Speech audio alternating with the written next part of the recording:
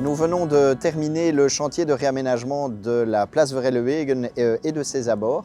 C'est un chantier qui nous a occupé ces dernières semaines et qui avait trois objectifs. Un premier objectif qui est un objectif de faire réduire la vitesse, notamment aux abords de la place Verhelewegen, qui est un endroit, pour ceux qui connaissent, qui est un petit noyau commercial très dynamique, particulièrement fréquenté. Nous avons installé des coussins berlinois dans l'axe de l'avenue Georges-Henri pour que les véhicules qui viennent du square de Meudon puissent modérer leur vitesse. Le deuxième objectif, c'était aussi d'intervenir sur les traversées piétonnes pour réduire celles-ci, pour évidemment diminuer le temps que le piéton met à traverser et ainsi réduire le nombre d'accidents, en tout cas le risque d'accident.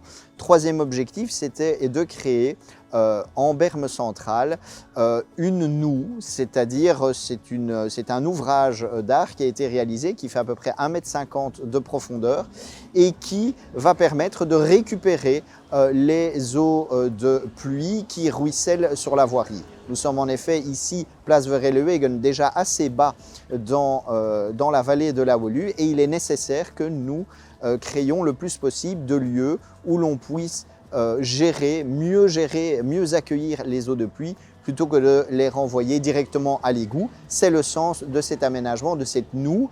Oui, un chantier est perturbant, mais il a été mené quand même tambour battant, ce chantier. On peut se féliciter que grâce à la bonne collaboration entre le service communal de la gestion de l'espace public et l'entreprise sur chantier, ce chantier s'est terminé plus d'une semaine en avance.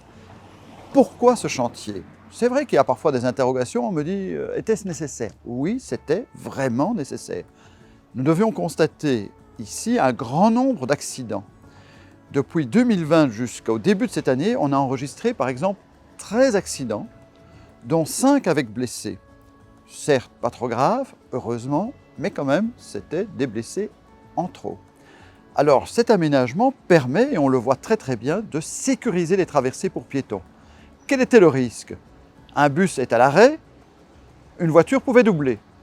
Le piéton qui s'était engagé sur le passage se faisait faucher. À éviter, évidemment. L'avancée des trottoirs, réduisant les passages pour piétons, a également cet avantage de sécuriser les traversées pour piétons. Bref, ces aménagements répondent vraiment à notre objectif, sécurité routière.